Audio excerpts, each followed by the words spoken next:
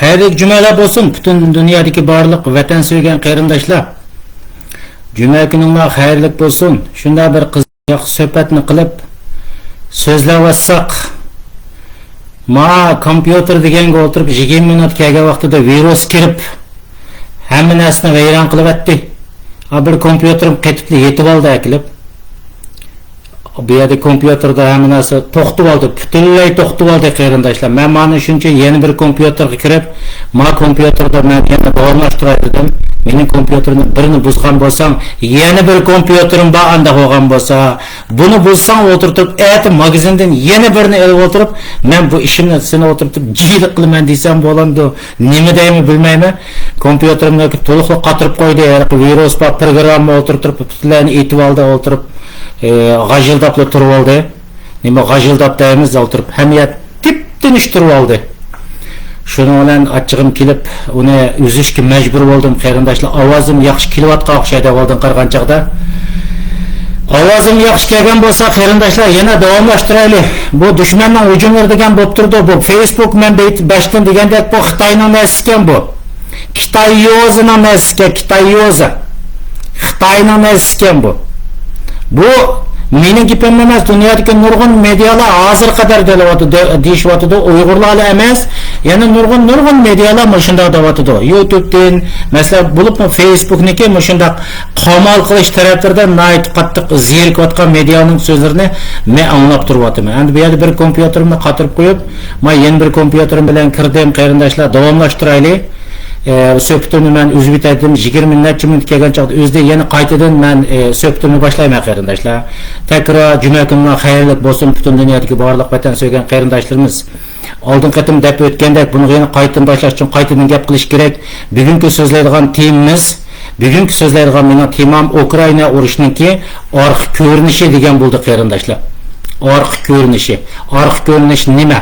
Nima uchun bu yerda o'tirib Ukrainada shunday bir janglar chiqdi degan vaqtimizda biz Putinning qilmoqchi bo'lgan strategiyasi va qilib bo'lgan ishlarni biz so'zlab ketamiz. Bundan burun men bu yerda birisi videoda qo'ygan qarindoshlar, ma videoni avval o'tirib anglanglar, anglaganda keyin shunday boshlamasa bo'lmaydi. Yani Sharq Turkistonning siyosiy atmosferasini ko'rishimiz uchun biz biraz yani Yaqubbek zamonasi ketishga to'g'ri keladi. Yaqubbek zamanısının özüde ama Qashqariya devleti yani 7 şehir devleti kurulgan borsu var. 7 şehir devleti kurulgandan keyin şu vaktki Quyosh batması imperiyasi deb atalgan Ulug' Britaniya imperiyasi ve Rus imperiyasininki bu Cumhuriyetim 7 şehir devletiga yani bedavlat devletiga bo'lgan özünün siyasi ko'z qarashininki moyil bo'lmasligi sababidan 7 şehir devleti yani bedavlat devletini Rus imperiyasi bilan İngilizlar yani Boldurlar bunu uçurtturib etgan. Bundan bo'lishki sabab 7 şehir devleti yani Qashqariya devleti qurilgan vaqtida Qashqariya devletinin tashqi siyosatida o'zini Osmanlı devletiga bog'lash, yani Osmanlı imperatorluğuna bog'lashdan iborat tashqi siyosatida ikki xatolar ketgan. Osmanlı devleti o vaqtida yemirlash oldida turgan Yevropa yani Britaniya imperiyasi buni qarshi turayotgan. Rusiyaga qarshi turayotgan. Rus imperiyasi bilan Ulug' Britaniya imperiyasi Osmanlı imperiyasiga qarshi turish uchun o'rtoqlik hamkorlik qilib berayotgan. Yani bu imperiyaning kuchini birlashtirishdan iborat siyosiy bir kriz yuz berayotgan vaqtida bedavlatninki Yaqubbekninki Osmanlıga o'zini bog'lash, yani Osmanlıning bir o'lkasi bo'lish yuzasidan buning elçi iborat bu nozik bir taraf Angliya ve Sovetlar ittifoqini Ruslarninki o vaqtdagi diqqatini qo'zg'ab qo'ydi. İkinci bir tashqi siyosatga ketgan xatolik bo'lsa Yaqubbekninki Qo'qonda portilgan va Qo'qonda davomlashayotgan musulmonlarning qo'zg'oloniga maktub evatib, maktubida men Qashqariya davlatini qurib bo'lgandan keyin Qo'qondagi musulmon qarindoshlarga yordam qilaman ve biz bütün Orta Asiyani yani Türkistan'ın bu topraklarını kolumuzga alımız diyendir ibaret bu mektuptaki Qo'qon qo'zg'olonchilarning qo'liga yetmaydi. Ruslarning qo'liga chiqishdan o'zidilar. Rus imperiyasi, Çarosya ve Angliya bedavlatda ujuqtiruvchi planida bo'lgan. Shunga İngilizlar mesela şu vakitning o'zidagida İngilizlar qisman destek vergen bolsunmu, keyingi vaqtlarda bu Bedevlet devletininki özde Osmanlı İmperiyasiga bağlışıklı ibaret bu taşkı diplomatiyasiki hatalık ve Çar Rusiyanın dikkatini qozg'agan, Xoqanda yuz bergan qo'zg'olonga maktub ve desteklashdan ibaret bu tashqi siyosatdagi ichki xatolik yuzasidan Bedevlet devleti yani Qashqariya devleti vaqtsiz dünya xaritasini o'chirilgan shu vaqtda o'zida. İkinci vaqt Anladınlar qarindoshlar. Bu suhbatni mesela Abdullah Yalqin istiqlolniki bilan bu efendimning ismini bayatin degan hozir yana unutib qoldim. Hoji Qutlug' Qodir unutib qolmabdiman. Hoji Qutlug' Qodirniki bu suhbatini mening bilishimcha o'chmas izlo degan temada ep bo'lgan muloyiza nayt yaxshi so'zlagan vatandoshlar, vatanni, millatni, xalqni suydigan, mustaqil Uyg'ur davlatini qurishni orzu qiladigan bütün qarindoshlarimizning men tavsiyalarim kirib, yaxshilab anglab, tashkilot rahbarlari bo'lsin. Zaten vatan millatning g'amini o'ylaydigan insonlarning bir qator kirib, bir qator nafasni elib, o nayt yaxshi anglab, samimiylik bilan anglab chiqishinglarni tavsiya qilaman qarindoshlar. Buningda devatudu Hoji Qutlug' Qodir ayni vaqtida qurilgan Bedevlet hokimiyatiniki yiqilishning jarayoni deydi. Zaten millatimizga tonishliq sabab cho'ng islomchilik va cho'ng turkistonchilik. Aşı söhbətinin davamını anlasanglar 1945-yil bo'lgan jarayonni o'zdima yana mushu ikki xil ideologiyaninki ziyniga uchirganligini bu yerda so'zlaydi.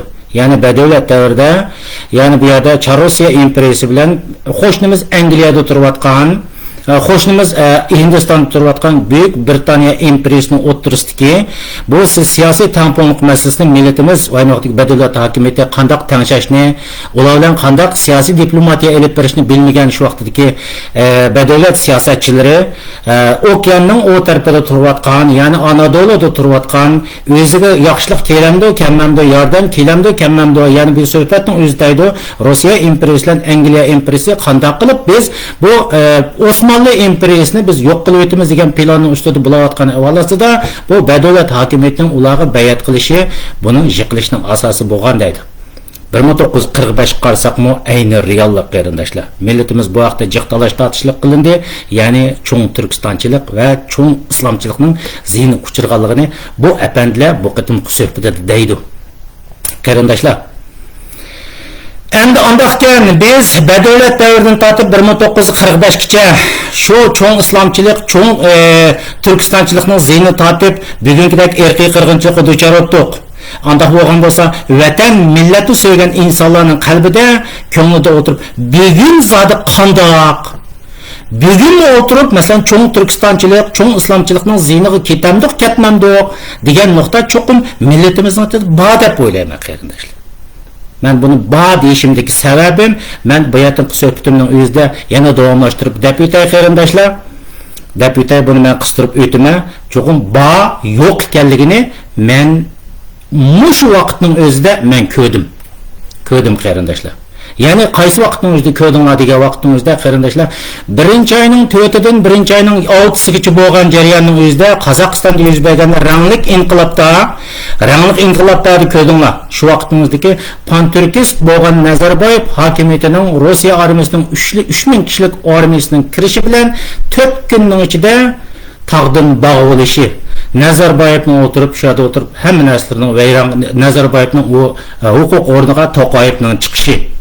Bu yerdagi siyosiy vaziyat jarayonining o'zida xabaringlarda 1-oyning 7-kuni Putinninki Qozog'istondagi namoyishning orqasida kim bor degan 1-oyning 7-kuni mening esimda qolishicha so'zlagan suhbatimda Qozog'istondagi namoyishning orqasida kim bor deb o'tirib Putin efendim o'zi yaxshi ko'rmagan, ya'ni o'zining buyuk Çarlık Rossiya imperiyasi qurishga nisbatan eng cho'q to'sqinlik bo'layotgan Turkistonchilik ideyasiga, ya'ni Türk birlikka o'tirib bir palto urdi. Bu yoqdan Xitoyga o'tirib o'zininki bu tuproqlarda o'zining boy ekanligini, o'zining mavjudligini, ya'ni O'rta Osiyoda o'zining boy ekanligini Xitoyga bir qator ko'rsatdi degan gaplarni degan qarindoshlar. Shu vaqtning o'zida nurg'ulg'an insonlardan menga nisbatan ko'p noroziliklar keldi. bak ko'p norozilik keldi. Bizning siyosiy muloyizada xili ko'plagan do'stlar bilan birga bo'layotgan hammasi o'tirib sen bu vaqtimizda eng xatolik siyosatni so'zilding. O paltlimida kesib tanmaydi, Nazarboyev palan to'kinida o'tirib men bilan shunda qattiq tirkashgan, hatto ba'zilari tillagan vaqtimizda men shu vaqtimizda yana bir qata uyg'ondim desam bo'ldi. Yani bir qata uyg'onib o'tib, millatimiz bugunning o'zida mencha ayni vaqtdagi tarixdan savoq olib, 1945 dan savoq olib, bugun yana millatimiz qaysi nuqtada mangalaydi? Biz 360 kun Amerika Yevropa deb turib menvasak, yana bizning qalbimizda bilinlik degan insonlarning masalan o'zimizning do'stlarning ichida bizlar ergishayotgan insonlarning mushu Nazarboyevninki tushib ketishi, buningga Putin hokimiyatining Turk birligi bir qator palto urdi degan so'zlarga o'tirib, sen bu qilayotganing tubdan xatoda o'tirib norozilik fikrini ko'rgandan keyin men ikkinchi qator uyg'ondim deb o'yladim qarindoshlar. Shuning bilan men bu temaga diqqat qilib kelyaptim. Bugun inshaalloh bu temani so'zlashga nasib bo'ldi desak bo'ldi qarindoshlar.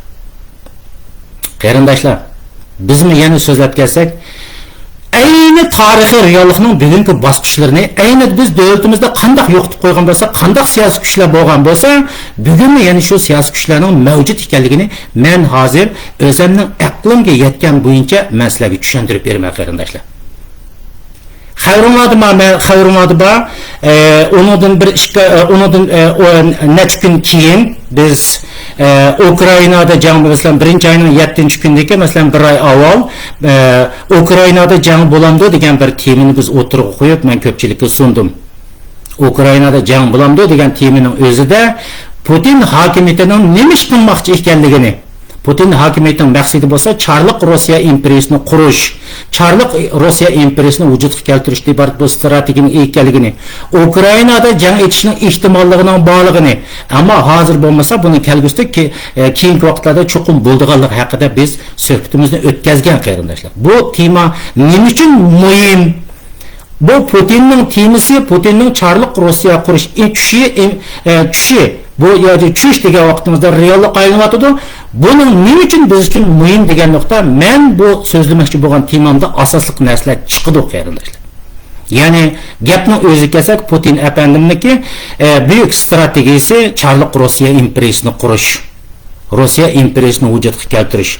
Andaqda Çarlık Rossiya imperiyasini vujudga keltirmoqchi bo'lsa, buning ichidagi eng chong to'salg'i qaysi to'salg'i?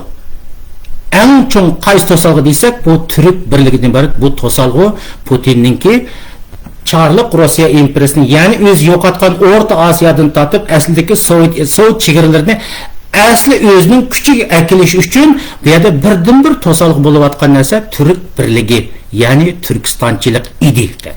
Bu reallik. Mayli e'tirof qiling, mayli e'tirof qilmang, bu reallik. Yani Türkiye'nin merkez kılan Türk Devletleri Teşkilatı, Kazakistan, Kırgızistan, yani buniki Pan-Türkistan'ın boğusu Nazarbayev'den tatip, onu olsa Türk aksakılı da oturup nam vergen Nazarbayev'den tatip, bu Türk birliğini kuruş, bu Orta Asya'dan Ruslarning ta'sirini qo'g'lab chiqarish, bu jarayon o'zida Kazak nüfusini ko'paytirish, Ruslarning nüfusini ojizlashtirish, bu siyosatni epaga vaqtimizda Putin apandimning bu kishi bunga yaxmoqlikni Nazarbayevni og'dirgan. Bu orqali nimaga o'tirib, nimaga palto urdi degan chog'da Turk birligiga palto urganligini biz deydik qarindoshlar. Bu reallik.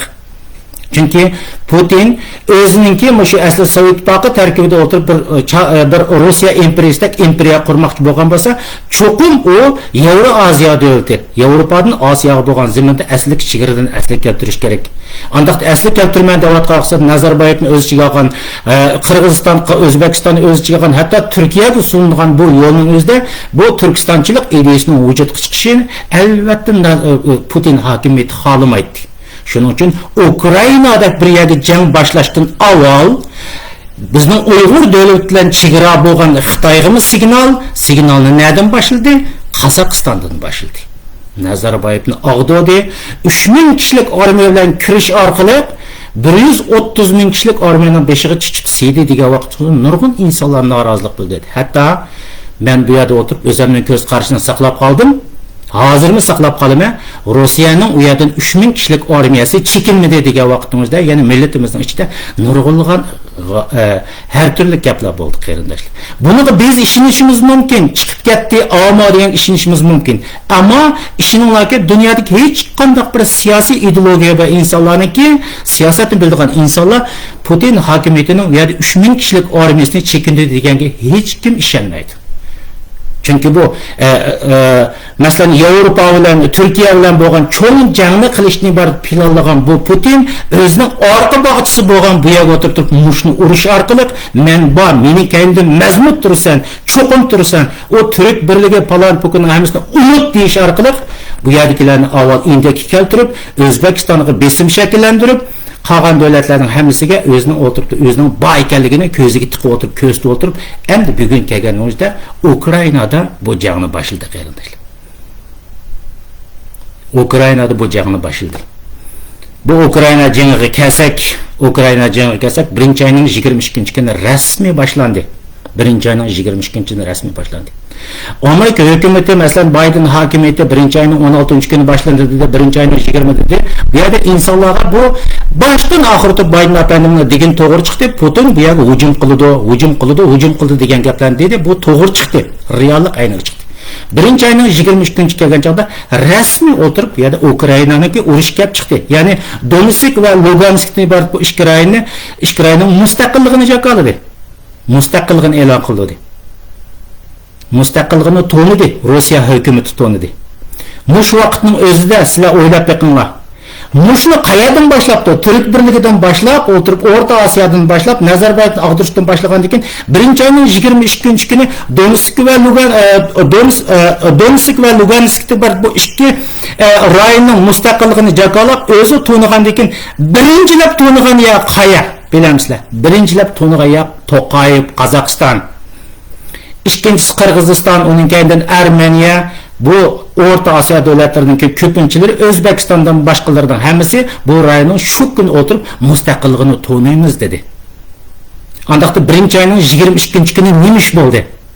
Birinchi oyning 22-kuni Qozog'istonda birinchi oyning 22-kuni shu Donetsk va Luganskning mustaqillik kuni bo'lgan vaqtimizda kim birinchilab yugurib keldi bilamsizlar? İlham Aliyev yugurib keldi. İlham Aliyev şu hamani yugurib kelib, bu ikki rayonning mustaqilligini to'naydiganligi, hatto 30 turlik Shusha kelishimi deydigan bir kelishimni imzolash orqali Ozarbayjonda 30 ming kishilik Rossiya armiyasining bo'lishiga qo'shildiganligini, Donetsk va Luganskning mustaqilligini to'naydiganligini, hem Tağlık Qarabağ rayonu bilen Nachivan koridoru deydigan Nachivanning bu sharqiy Armeniyaga tava ekanligini to'naydiganligidan iborat bu kelishimlarni aytib o'tdi. Mana bu davlatchilik degan mundaq bo'ladi. Anda bo'lsa Aliyev nima uchun o'tirib bu yerga buni atdi? Men shu vaqtimdagi suhbatimning o'zida bir hafta avvalgi suhbatimning o'zida dedim. Putinning birdan-bir maqsadi Ukrainani olgandan keyin ikkinchi maqsadi Azerbaycan kamiga avalasta o'zining birlik kamiga avalasta ikkinchilab bardigan yeri Tağlık Qarabağda Rossiya hokimiyati, Putin hokimiyati bir mustaqil davlat qurdi degan gaplarni dedik. Qarindoshlarimiz degan gapimiz rost chiqyapti.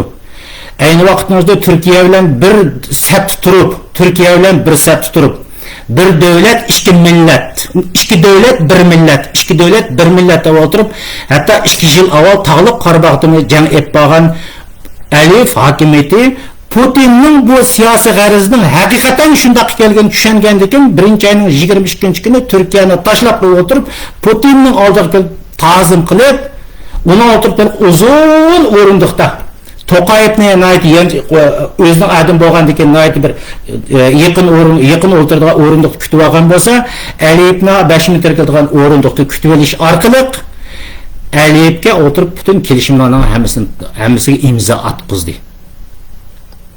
Shu vaqtimizda Turkiyaning medialarida chiqib turib nima dedi? Birinchilab Turk birligini setib etgan To'qayev bo'lgan bo'lsa, ikkinchilab Turk birligini setib etgan İlham Aliyev bo'ldi deb o'tirib butun Turkiyada chiqadigan siyosiy mulohazalarning hammasi yig'ildi, ochig'ildi. Men shu vaqtning o'zida İlham Aliyevnikini to'g'ri deb qaradim. Nimishqa? Anda qo'ygan bo'lsa, atalmış qurulamaydigan Türk birligini, o Türkistanchilikni qurish orqali ilhom olib anda qo'ygan bo'lsa, yana Rossiyani og'zi kirib yam bo'lib ketish kerakmi? Ikkinchi Ukraina bo'lish kerakmi? Mana bu davlatchilik, mana bu millatchilik. Yani ilhom Aliyevdek aşındaq insonlar o'zining davlatini, o'zining mustaqilligini saqlab qola oladi. Men Türkiye'ye söz vergen, benim baştaki iradem, nişanım, ben Türk Birliği Teşkilatı'nda oturup kurup, Büyük Türkistan'da kurulan dediği ideyanın hemisinden Orta Asya devleti toluk vazgeçti deysiniz buldu. Donetsk ve Lugansk'niki birincilep itiraf kılgan dedik, İlham Aliyev itiraf kıldı. Gruziyadan tattırıp itiraf kıldı. Gruziyanınki Putin hakimiyeti kirgen işki rayla itiraf kıldı. Demek Köydünüz qarşı. Mana bu oliy manfaat uchun, mana bu davlatning manfaati uchun mang'alasa, mushundaq haqiqiy reallikni shu vaqtning o'zida tonib yeta olsa, u millat, u xalq o'zining davlatining mustaqilligini saqlab qola oladi. Men bu nuqtada Ozarbayjon rahbari İlham Aliyevning qig'ini to'g'ri deb turib qarayman. U joylik bilan chimtirib olmadi. O yerda o'tirib bir Turkiya va mundaq kuchli Turkiya va demadi. Hatta Türkiye'de mi güçlük özünün devletini jütüyt alaydigan, hamma narsani ko'z oldiga olgan bir Putinning borligini ko'rgan aman birinchi ayning 22 kuni naq vaqtga ilgirib kelib. Ayni vaqtida masalan birlik emas Rossiya masalan Qozog'istonga kirgan vaqtimizda Armeniya, Qirg'iziston, Ruslar o'z birlashma armiya qilib turib kirgan. Bu vaqtimizda Ozarbayjon kirmagan. Ozarbayjon Turkiya tarafda turgan. Hatta bir mezgil oturup Ukrayna'da taraf turup Türkiye ile birlikte Ukrayna'nın qo'llaydiganligini bildirgan. Ama Putin'ninki bu yerda Donetsk ve Lugansk'ni oturup mustaqillik jakalagandan keyin xuddi men degandek ikkinchilab navbatning talash tortishdagi Qorabog'ga keldiganligini, ya'ni Qorabog' masalasini nuqta qilib o'tirib, vaqt kelib qolsa Putin efendimning u yerda cho'ng harakatlarini bilgan Aliyev kelib o'tirib mustaqilligini tonidi. Tekrarday mana bu millatchilikdir qarindoshlar. Mana bu davlatchilikdir. Mana bu o'zining millati, xalqining mustaqillik kelgan chog'da darrov o'tirib o'zining millatining mustaqilligi uchun o'tirib siyosatni o'zgarta olsa, yo'nalishni o'zgarta olsa, mana kishilar millatining mustaqilligini saqlab qola oladi. Ham andaqda bizning xalqimizchi, bizning millatimizchi. Bizning millatimizmi mana shu İlham Aliyevdek bo'lish kerak qarindoshlar. Nerede oturup o kurulmagan Xitayning tüpki stratejisiyle ketib atkan. Xitayning tüpki stratejisiyle ketib atkan. Yani bu Turanchilik degan Xitayning tüpki stratejisi o. Qarindoshlar buni mushundaq tushuninglar. Bu Turanchilik deganning, yani Türk birligi Turanchilik deganning, Turan deganning tüpki ma'nosi o Xitoyga qarshi qurilgan. Xitoyga qarshi qurilgan bo'lsa, o Turanchilik haqiqiy o'zining ma'nosini topgan bo'ladi. Bu İpek yolunun içinde Xitoy qurib bergan siziq bo'yicha bizning Uyg'ur davlatidan chiqib, O'rta Osiyodan chiqib, O'rta Osiyodan o'tib, bu boshlanish nuqtasi bizning Uyg'ur davlati dunyoga taqilish qolgan o'tirdiki, Aqdenizdan Qordengiz taqilishi Istanbul bo'lgan. Bu Xitoyning strategiyasidan ketayotgan. Buning o'zi Turanchilik emas. Bu Xitoychilik birligi tashkiloti edi qarindoshlar u. Chunki u butun strategiya Xitoyning manfaati bo'yicha eng oxirida o'tirib Istanbulga tushadigan bu strategiya edi. Bu İpek yolu, yani bu hozir deyotgan ularning Türk birligi va Turanchilikning ichida Uyg'urlarning mustaqilligida hech qanday bir modda, hech qanday bir narsa yo'q. Shuning uchun u Turanchilik haqiqiy ma'nosini topmagan edi. Chunki boshlanish nuqtasi Xitoy. Xitoydan berib eng oxiri İstanbul'a verip to'xtaydi. Onda bo'lgan bo'lsa, Xitoyga qarshi birlikmikan, bu o'tirib nega qarshi birlikkan? Bu birlikning maqsadi Rossiyaga qarshi turish edi, vaqt kelib qolsa Yevropaga qarshi turish edi. Bu Türk birligi deganning oliy maqsadi Rossiyaga qarshi turish edi va Yevropaga qarshi turish edi. Shuning uchun Putin efendim birinchi ayning 4-kuni Qozog'istonga kirib o'tirib, Nazarbayevning ko'killiklarini tashlab, 3000 kishilik armiya bilan kirib Qozog'istonga o'tirib, butun xalq o'tirib, unda bo'lganmas manba deyish orqali Türk birligi to'liq palti chepib, qanday bo'lgan bo'lsa men cho'ng bir harakatni boshlagan chog'da mening kendimda bormi degan vaqtimizda hamsa labbay degandan keyin birinchi ayning 22-kuni Donetsk, Lugansk rayonida o'zida bu jumhuriyatni qurgan vaqtimizda birinchilab qabul qilganlar qaysi? Türk Birligi Teşkilatı diki atalmış şu standlar oturup bunu birligini qabul qildi. Qarindoshlar, bu siyosiy o'yinni, mushundaq bir siyosiy o'yinni alib to'liq tunib yeta oldi. Bu Türk Birligi Tashkiloti muayyan etgan vaqtimizda bu Xitoyga qarshi turish emas. Ya'ni ular devatgan turanchilik Xitoyga qarshi turish emas. Haqiqiy turanchilik uchuqum Xitoyga qarshi bo'lgan bo'lsa, u turanchilik bo'ldi. Bular qurmoqchi bo'lgan Türk Birligi bu turanchilikning tükki maqsadi Rossiyaga qarshi turish va Yevropaga qarshi turishdi. Shuning uchun Putin efendim bu yerda buni yiltizni vaqt kelib qolsa qurtivatdi desak bo'ldi. Putinning yiltizni qurtivatdi deyishdan avval undaq bo'lgan bo'lsa biz Putin kim degan nuqtaga 2 minut tushuncha berishimiz kerak qarindoshlar. Putinga qarab beqinglar, Putin har qanday bir narsani ko'z oldiga akagan bir inson u. Uning yonidagi eng cho'ng mashqavli generali Sergey Shoigu Uyg'ur. Putin mushkamga o'tirib nima deb g'alaba qildi masalaga deb bilsam 2008-yili Gruziyaga kirib o'tirib Osetiya bilan Shimol Abxaziyani o'tirib o'ziga tortib chiqib davlat qurdi desak bo'ladi 2008-yil. 2014-yili Qrimga kirib Qrimni o'tirib u yerda o'ziga tortib oldi. 2018-yili Suriyaga kirib Suriyada hammani tarashti qilib o'tirib Suriyadan o'tirib ikkiga bo'lib qo'ydi. Dajli Fırat daryosi deydigan Suriyadagi uning shimol qismi hozirgacha Rossiyaning kontrolligida. U yerda harbiy bazasi bor. Undan boshqa yana Checheniyaga kirib chechenlarni qanday qildi? Chechenlarni o'tirib ratlaydigan bugungi holatga kelgan Putin shu.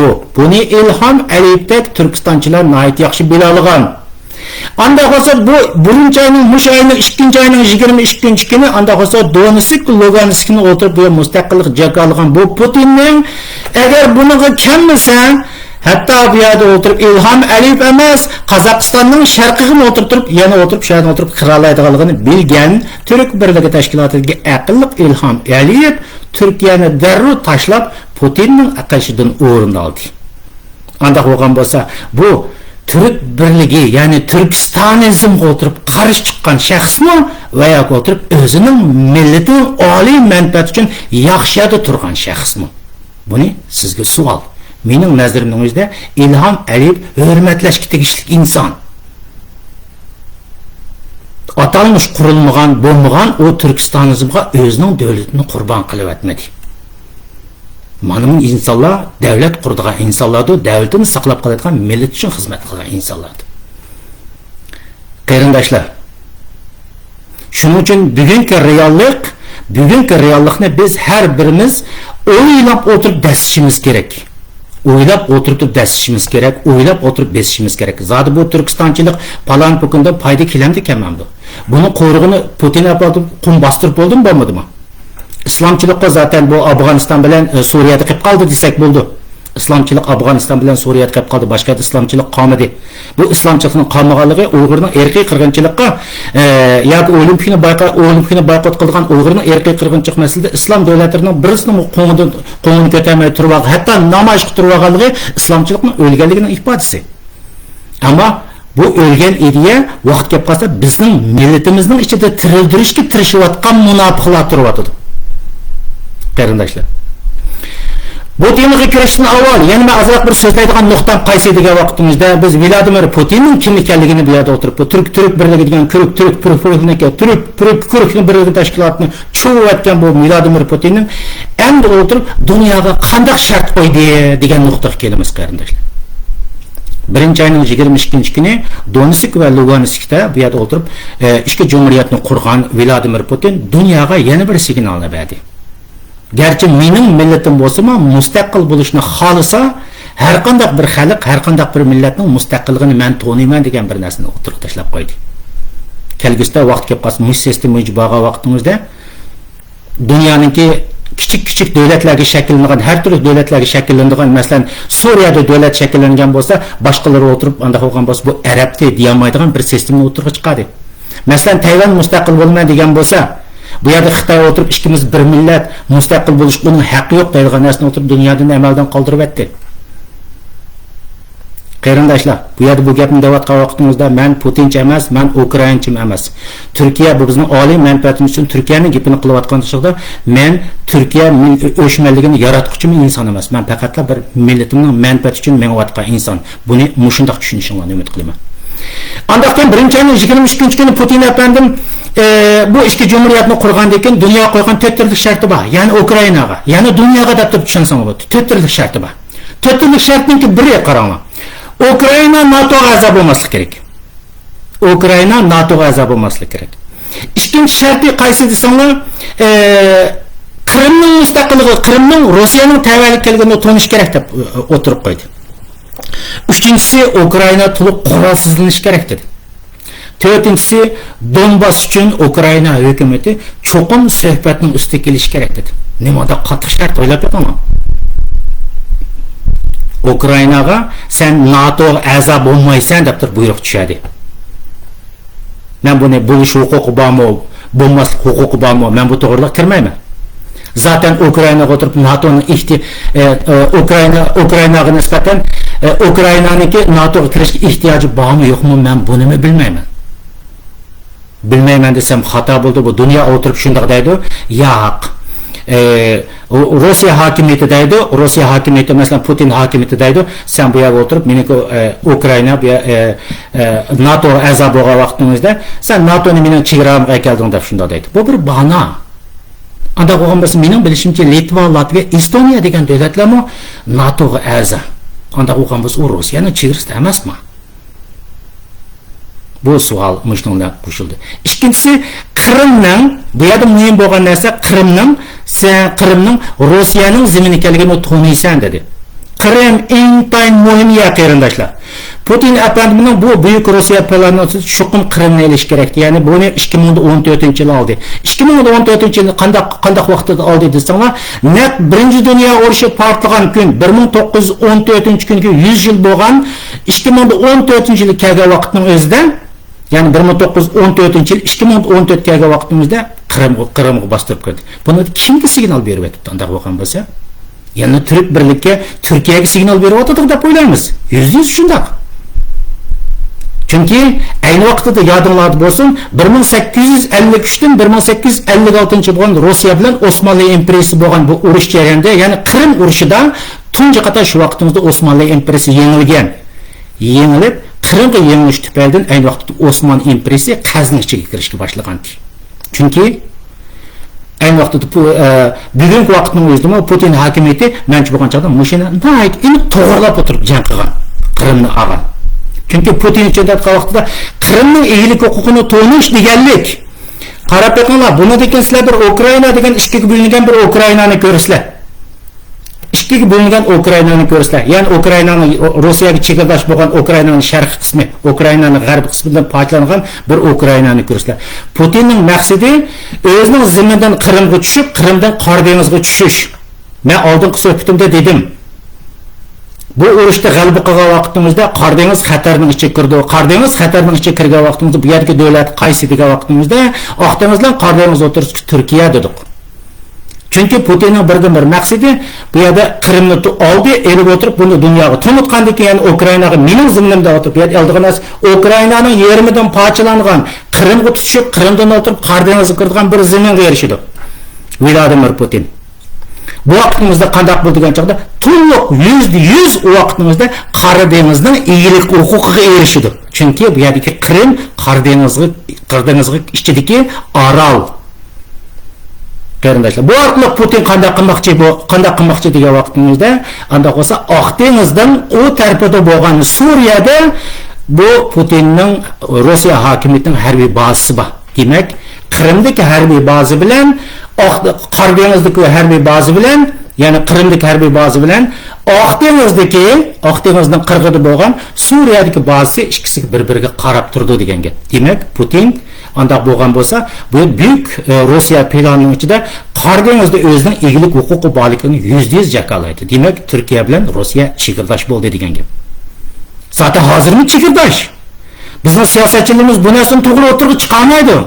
Fırat deryasının sharqiy qismidan Rossiyaning kontrolida. Bugun shunda qarasınız, Rossiya hukumati, ya'ni Vladimir Putin hokimiyati Fırat deryasının sharqida Turkiyani to'liq qorshashdan tortib, Oq dengizga tushib, endi Oq dengizdan Qora dengizga tushib, butunlay o'tirib qarasınız Turkiyani to'liq qorshab qo'ygan. Bunda desam o'tirib, hammangiz qo'rqib ketmang. Erkin mundaq narsani tashlang. Reallikni amaliyotlar o'rganib keting. Nima uchun unda bo'lgan bo'lsa Putin bu yerda Ukrainaga shunday deydi, Qrimning Rossiyaning zimini ekanligini sen tunishing kerak deyishlik sabab shu. Yani bilingan Ukraina orqali Qrimni egilik huquqini o'ziga to'ntish orqali Qor dengizga tushdi, Qor dengizdan Oq dengizlar o'tirib o'zining harbiy bazasiga tushdi. Qarsangiz butunlay o'tirib qo'rshib bo'lgan bir Turkiyani ko'rsiz. Mushundaq reallikni, mushundaq amaliyotni ko'ra olgan Ilhom Aliyev darhol o'tirib qolgan Turk birligi tashkilotlari a'zo bo'lgan atalmış shuning maqsadi turayotgan insonlar hammasi kelib o'tirib Putin apandimga bosh qo'ydi. Mana bu davlatchilikdir, qardoshlarimiz. Mana bu millatning oliy manfaati uchun har qanday qadam vaqt kelib qolsa darrov o'zgara oladigan, buni bilish kerak. Men bu ideya, bu fikrni vatan sevgan barliq qarindoshlarimizga siyosiy vaziyatni to'liq analiz qilib reallik bo'yicha umid qilishni, baho berishni umid qilmay qarindoshlar. Bugungi real mavjud ahvol shu. Bugungi ahvol, bugungi reallik shu. Endi xo'sh, anda bo'lgan bo'lsa, ba'zilarimizning qalbida kelayotgan savollar bor. Kelayotgan masalalar bor. Yo'q.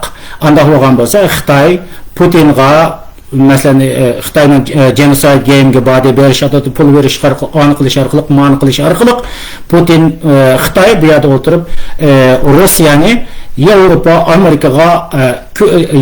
Amerika hatto o'tirib Turkiyaga qarshi holat qo'yish, akilishmi degandek bu yerda savollar tabiiy chiqdi qarindoshlar. Bunda bo'lish mumkin emas qarindoshlarimiz. Çünkü Rusya'nın bu qurmoqchi bo'lgan imperiya, Osiyodan Yevropaga tulgan imperiya bu cho'ng kuch bo'lishning oldida ketyapti. O'zining burunqi yo'qotgan tuproqlaridan tortib hamma tashlab kelib ketyapgan cho'ng bir kuch. Xitoy bo'lsa-ma o'tirib naqma sening ziminingdan Rossiyaning ziminidan o'tadigan, ya'ni bizning Uyg'uristonda o'tadigan Ipak yo'lini qurish orqali men dunyoga cho'ng bir kuch bo'laman deydigan bu bir kuch. Hech qanday vaqt bu ikki cho'ng kuchning ma'lum masalada kelishib qoladi, birga bo'lib qoladi, Yevropa va yoki boshqa bo'lib qoladi desa, men aslo ishlayman. Jiroq nuqtadan aytgan vaqtimizda bu ikkisi bir-biridan dushmanlashadi. Reallik shunday. Chunki Xitoy hozirgi Rossiyaning ziminidan, shu Stonlardan o'tadigan bu orqali Istanbulga chiqqan liniyasi uchun trillion dollarni xashlab bo'ldi. Andaqası Putin bir yerden Türk birligi tashkilotining hammasidan qo'ng'i tepi o'tirib, bu zaminda o'tirib o'zining qo'liga ep bo'ldi.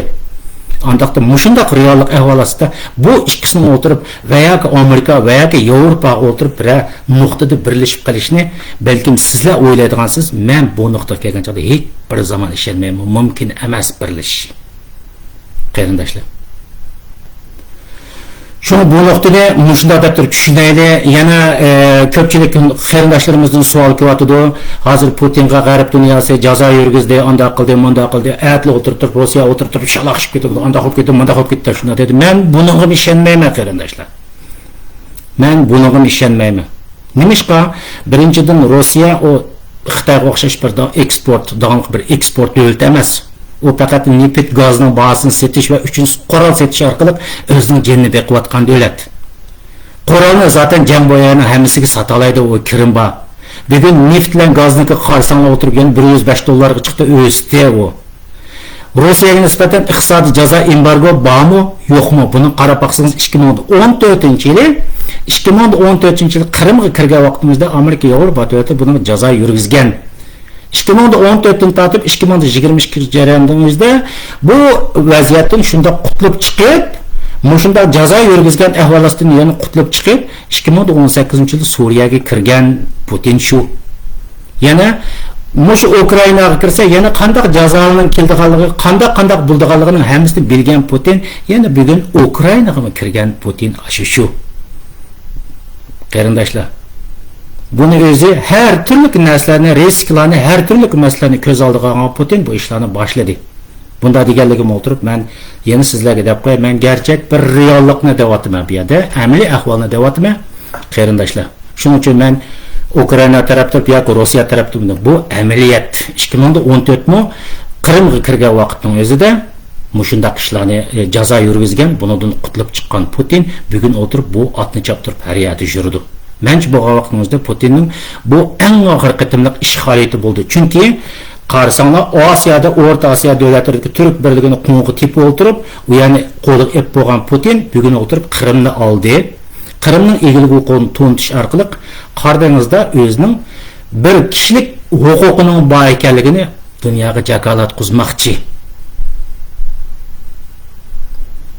Andaqda Qora dengiz o'zining egilib huquqining bor ekanligini dunyoga jakalatqiza olsa, andaqdan o'tirib yerda Oq dengizda cho'qim bor degan gap. Demak, Rossiya Qora dengizdan Oq dengizga kirdi degan gap bu yoqda o'tirib, ko'rsanglar qarindoshlar, bu yoqqa qarsanglar Afrika, Arab davlatlariga kirib ketadi. Shuning uchun bu yerda Putin efendim to'liq va to'liq holda Turk birligi degan tashkilotlarni to'liq cho'katibdi.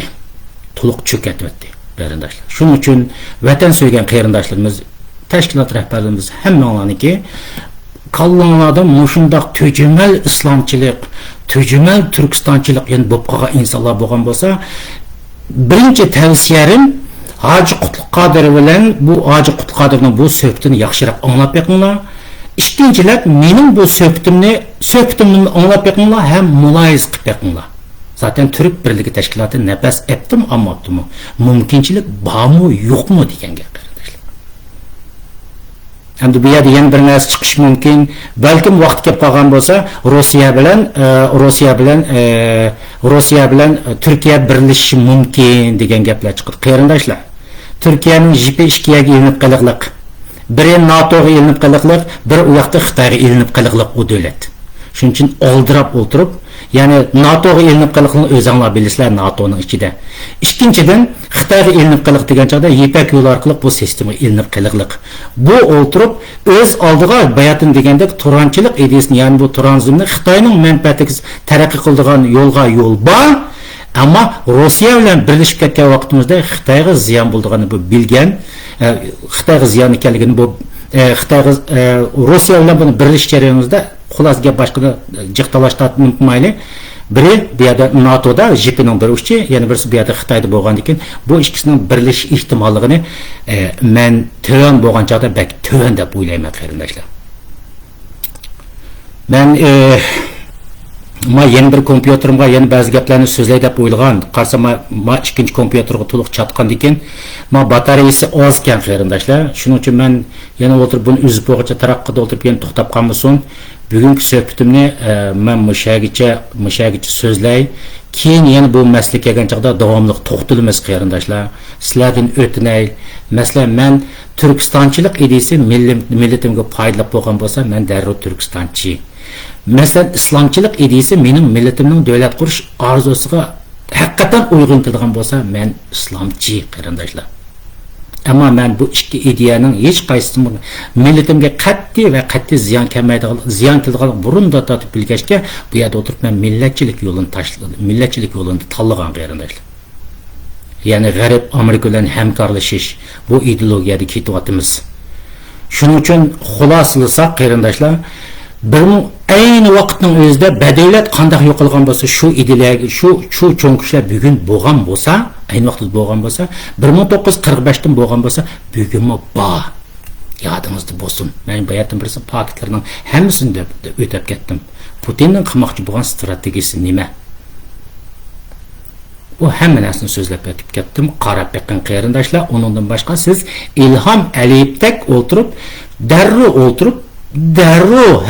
darru birinchi ayning 23 tez holatda Turkiya bilan bir millat ikki davlatda o'tirib kam degan chog'da 20 yildan birisi qo'yiq aloqani qilib kelayotgan Ilhom Aliyev Putin efendimning o'zining davlatiga o'tirib qanday muomalani qila oladiganini bilgan bu yerda biz alternativlardan hammasini deb ketdim. Kelib o'tirib bu yerda undan to'liq voz kechdi. Demek qarindoshlar, Ilhom Aliyevda mustaqil davlati bor, armiyasi bor. Bular o'tirib xatarni ko'rgan ahvolda darrov bundan kechib o'tirib o'zining Ozarbayjon millatining davlatining manfaati uchun kecha olgan ekan. Bizmi undaq bo'lgan bo'lsa, bizning millatimizning davlat qurish huquqiga, egilik huquq hamma narsaga ziyon qiladigan bu ishlarga kelgan bo'lsa, yaxshilab o'ylab beqib bunu voz kechsa darrov voz kechish kerak ekanligini millatimiz, xalqimiz o'rganish kerak. Mencha o vaqtimizda uni ahamiyati qolmadi. O quruq ideya, o shaltoq ideya. Yana bir narsalar men deb qo'yay.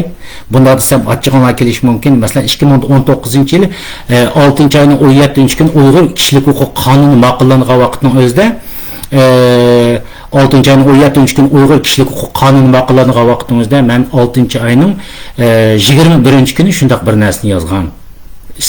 Qarab baqsanglar ko'ralaysizlar.